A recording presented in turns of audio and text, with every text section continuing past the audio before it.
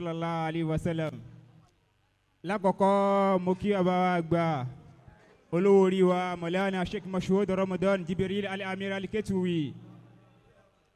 Bàbá wa àgbà àlékún ìjọjà lórí ọ̀tá Ọlọ́run kó bá wa ṣe fún bàbá wa. Àlékún ìjọjà lórí ọ̀tá àti ọ̀rẹ́ tí àwọn lérò pé ọ̀rẹ́ ni tó dẹ̀ já sí pé ní nǹkan míì ni Ọlọ́run kó fún wọn jẹjà lórí wọn sà. Alibarika al-Qur'an wájú Ọlọ́run. Bàbá wa Amidul Markaz kò sí kíkí tí a lè kí bàbá wa gbà Dr. Abdul Basit Mashood Ramadan Jibril Al-Amir Al-Ketuwi. Kò sí kíkí tí a lè kí yín tí yóò ṣe déédéé gbogbo mímọ̀ yín tí ẹ lò lé wa lórí sà. Àmọ́ irú yín báyìí bí a bá ṣerú ìjókòó yìí bí a bá gbarú yín lálejò irú ìjókòó yìí kò tí ì pé sà.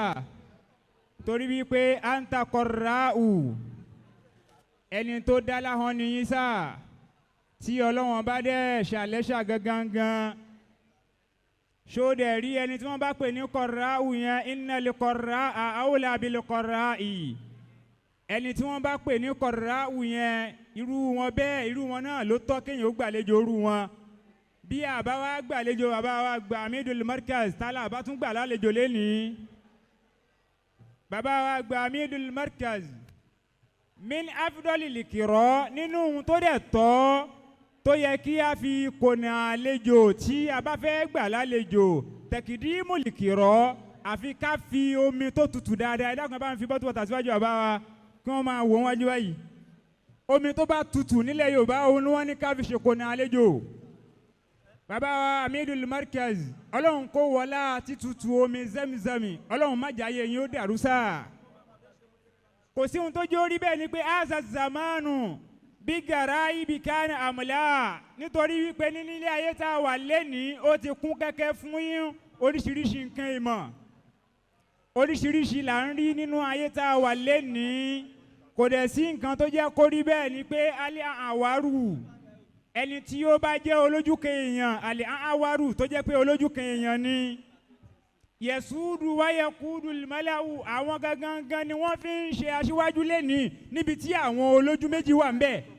Bàbá Amidul Markaz tí a bá fẹ́ sọ̀rọ̀ mímọ́ Ọlọ́run bá yọ̀ǹda bẹ́ẹ̀ fún yín Ọlọ́run bùn yín ní mímọ́ ó tún wá bùn yín ní fáhámù Ọlọ́run tún wá fi dìráyà rẹ̀ kún fún yín ó fún yín ní ìnáyà rẹ̀ Ọlọ́run kó má gbà bẹ́ẹ̀ kó lára yín sà. Béèyàn bá wá ríru bàbá wa gba Amidul Markaz yìí tí ó bá wá ní ó tí ì rí ògo Maulana Sheikh Adam lára wọn á já wípé ní ojú rẹ̀ yẹn nǹkan kan ṣe ni.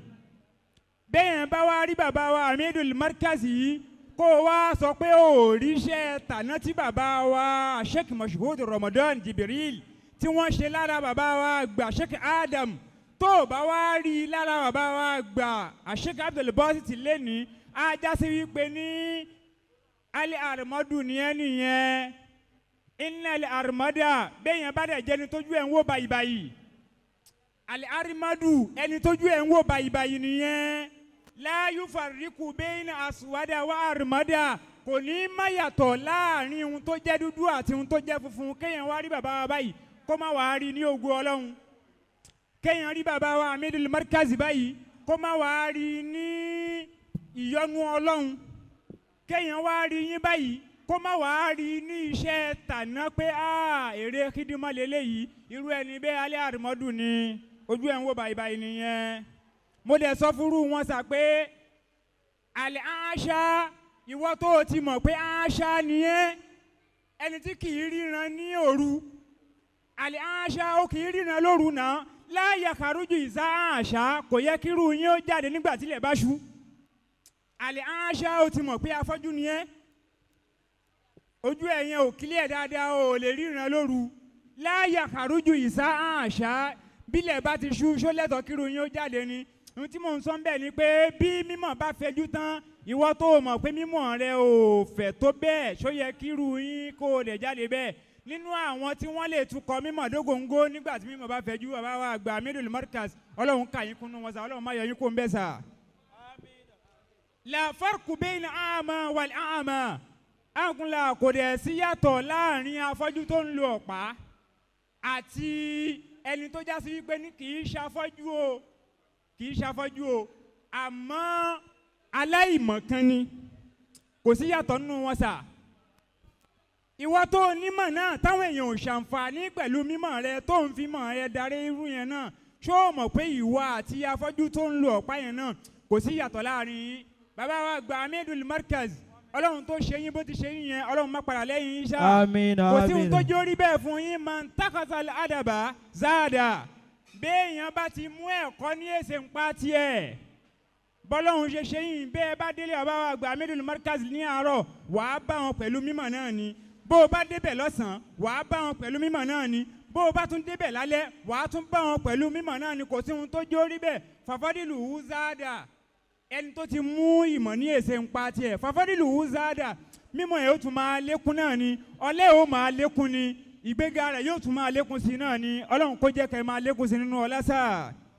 bàbá wa gba Amidul Markaz ẹ̀yin gangan ní alẹ́ àdìbù ẹlẹ́kọ̀ọ́ ní ìsá àṣìrọ́kọ̀ ṣẹ́ẹ̀dẹ̀ rí alẹ́ àdìbù yẹn ìsá àṣìrọ́kọ̀ nígbà tí ó bá ń bẹ ní ibùyọ oòrùn núrù àṣìrọ́kọ̀ ìmọ́lẹ̀ rẹ̀ ní ó tún bú jáde ń bẹ ní wọ́n ìsá àgìrọ́bà nígbà tí ẹ bá tún sọ pé ẹ̀ sí ní ibùwọ̀ oòrùn mọ́ ibùyọ oòrùn lẹ́tún fẹ́ lọ ibùwọ̀ oòrùn lẹ́fẹ́ padà sí ìmọ́lẹ̀ yẹn náà bífọ́dílì arábí àgìrọ́bà pẹ̀lú mímọ̀ tí ẹ ti mọ̀ yẹn pẹ̀lú ẹ̀kọ́ àwọn tí wọ́n bí tó wà lára yín yẹn náà ìmọ́lẹ̀ yín yẹn náà yóò tún máa gbòòrò sí i ní sórí àgìrọ́bà ẹlẹ́ẹ̀kejì yẹn wàá tu ní kásìrọ̀ máàlù kú ó ti yé bẹ́ẹ̀ yẹn bàbá wa gba Amidul Markaz ọlọ́run kó má bàgbà jẹ́ fún yín sá. àmín. ọlọ́run kó jẹ́ máa lékún sí nínú ọlá sá. àmín. alibarikalu Kùránì níwájú ọlọ́run. àmín. balẹ̀ o balẹ̀ àṣà kì í fò o balẹ̀ o balẹ̀ àdán kì í fò o àná dalẹ̀ lọ́jà ayé ẹ̀yìn. àmín. sálámù sálámù.